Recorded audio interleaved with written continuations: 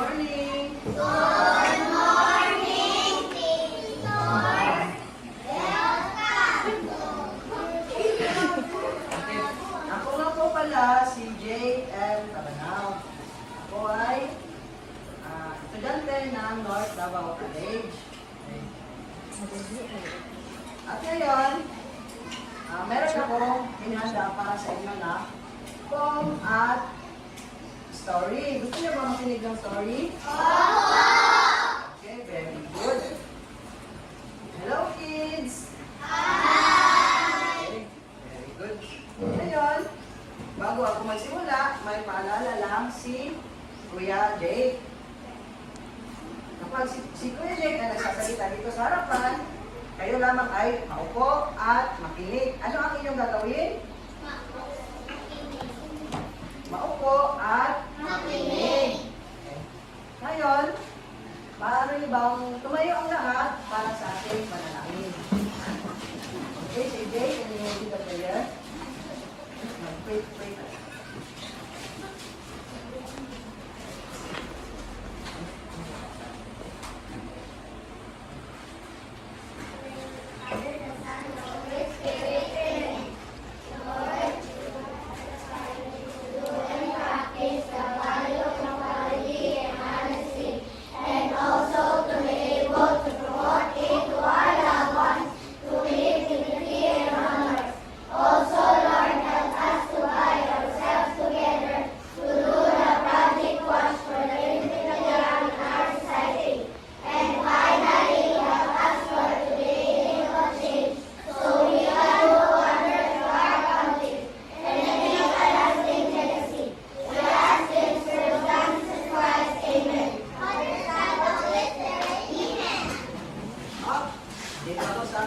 Hindi pa ako nagsabing, opo.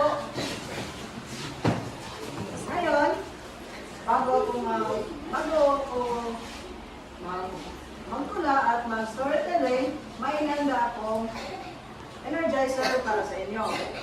Bumuo kayo ng 3 o 2 or pares para sa ating energizer.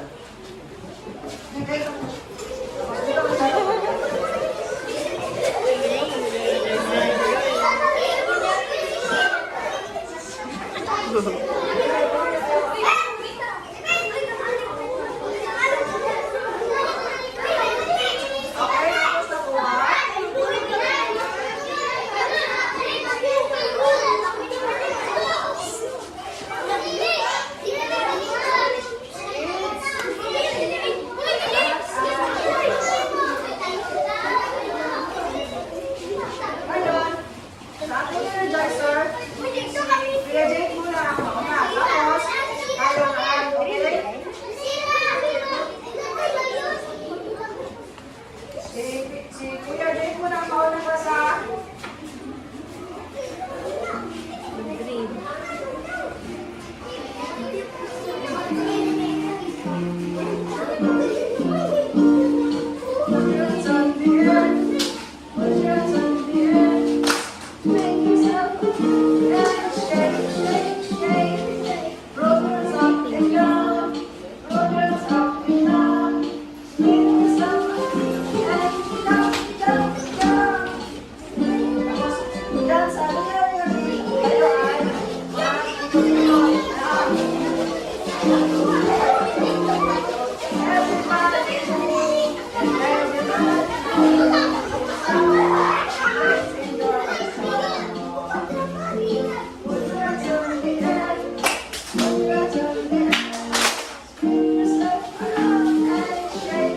Rollers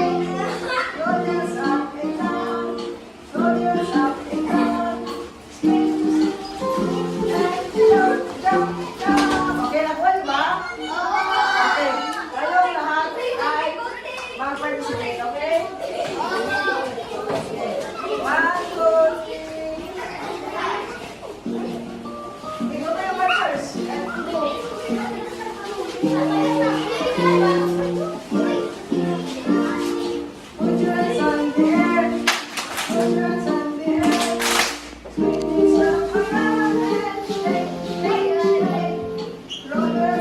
down,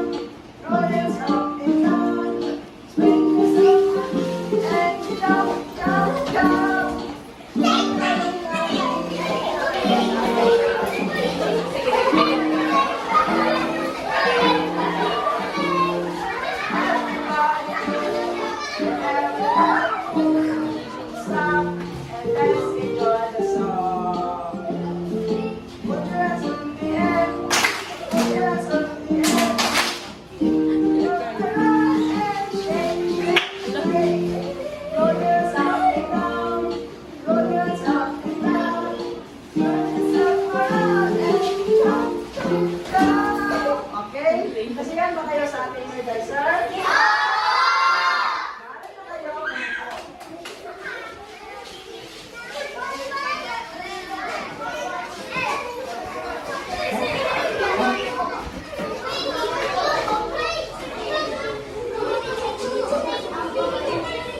Okay, class, hello! Alam ko ba yun ako? Ngayon, may nanda akong poem at storytelling. Ang unahin ko ngayon ay ang poem o ang tula. Handa na ba kayo sa tula?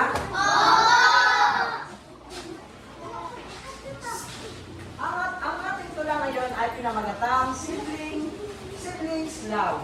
Ano ang title ng ating tula? Very good. Ako muna ang mauna, tapos kayo na naman pagkatapos ko, okay?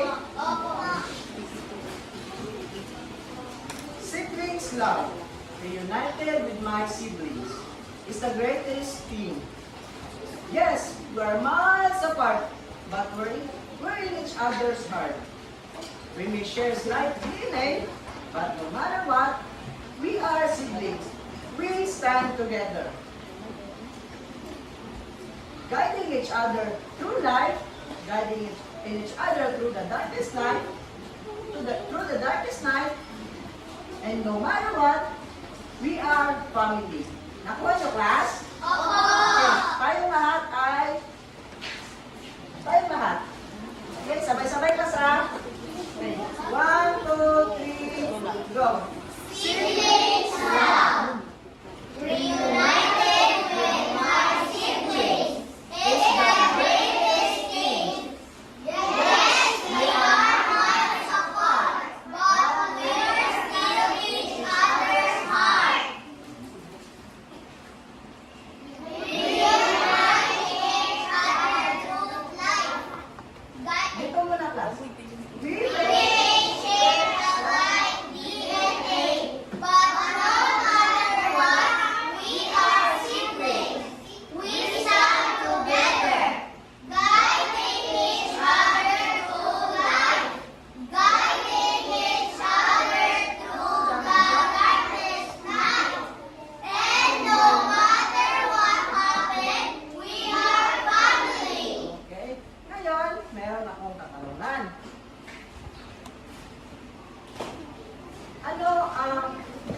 Ano ang natutunan nyo sa ating tula? Anyone? Wala? Ikaw, si Jay. Meron ka natutunan?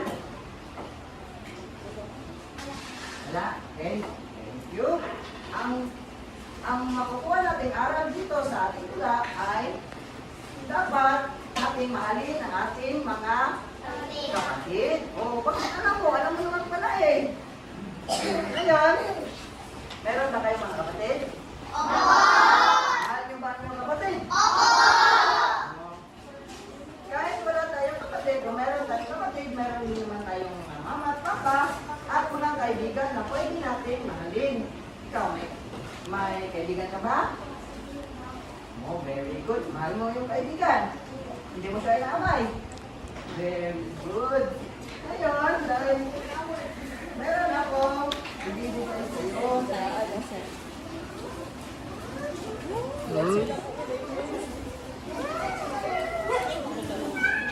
iyo, Charles, kasi ikaw ay honest. Ngayon, dumako naman tayo sa ating storytelling. Sino gusto makinig ng story? Very good. Kayong lahat ay gusto makinig.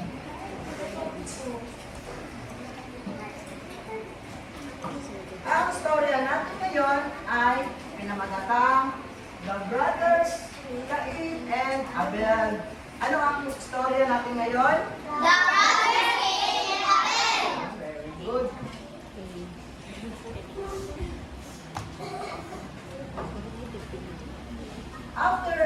After Adam and Eve left the Garden of Eden, they had two children. The older one named Cain and the younger one named Abel. Ano ang pangalan ng kanilang anak? Cain and Abel. Very good. When they grow up, help their parents work. Cain was more interested in cultivating different kinds of fruits and vegetables, whereas Abel is interested in keeping the animals. Ano ang gustong trabaho ni Cain? Oh, very good, maguma. Si Cain ay tumutulong sa pagtatanim ng mga gulay at butas. Habang si Abel naman, oh, very good, hayop. Siya ay tumutulong sa pag-aalaga ng mga hayop. One day, Abel came with a fat, smart sheep for the offering to our God. Abel said, Yahweh, my Lord, please accept my small offering. Thank you so much, Lord, for the blessings I have. Thank you, Lord, for blessing me with the healthy animals I have. Ano daw ang dinala ni Abel para ialay sa ating Panginoon? No, very good. Ito ay ang fat, smart sheep. At ngayon, and now, Cain also brought a basket full of fruits and vegetables to offer to God. While he was walking across his garden, the vegetables and fruit seemed not to be fresh. Hindi rin nagpapauli si Cain at nagdala siya ng basket punong-puno na prutas at gulay, pero ang lahat ng ito ay hindi sariwa. Ano daw ang prutas at gulay na dinala ni Cain? Hindi sariwa. Very good. Ito ay hindi sariwa. Yahweh was happy with Abel and his offerings. But towards Cain, he showed no pleasure at all. Hindi daw natuwa ang Panginoon kay kanino? Cain. Very good. Hindi siya natuwa kay Cain.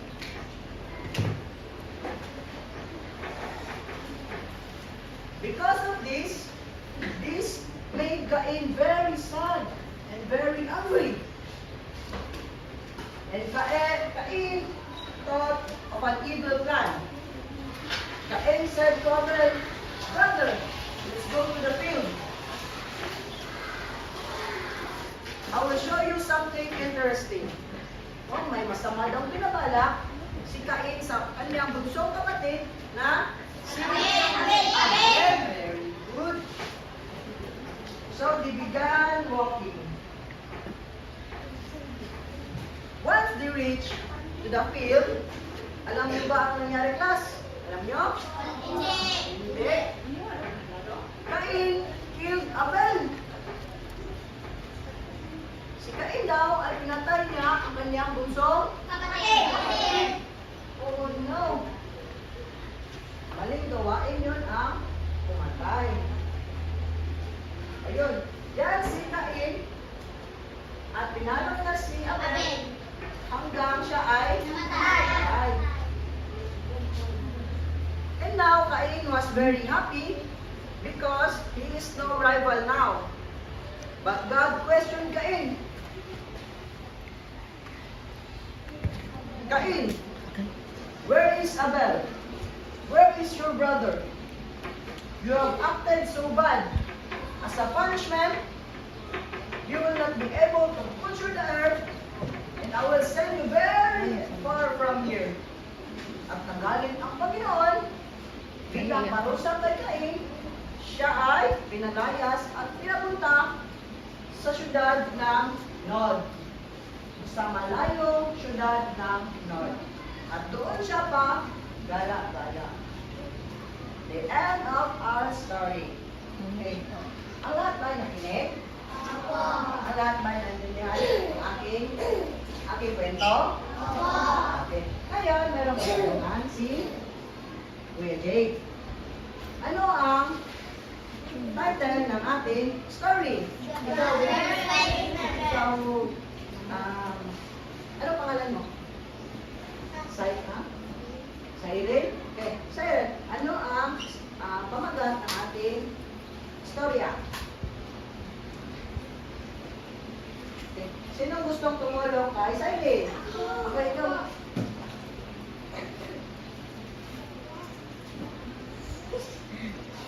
Ano ang pamagat ng ating kwentong binasa? Oh, very good. The brothers, Cain and Abel. Dahil maging Tama ka. tama. Sabi ko. Sagot mo, meron ka.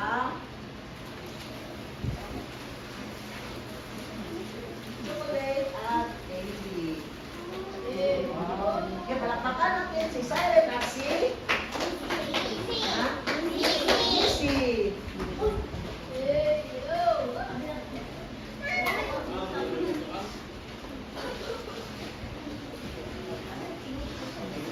Ngayon, may isa pa akong katanungan. Mhm. Sino ang magkapatid na anak ni Adan at Eva?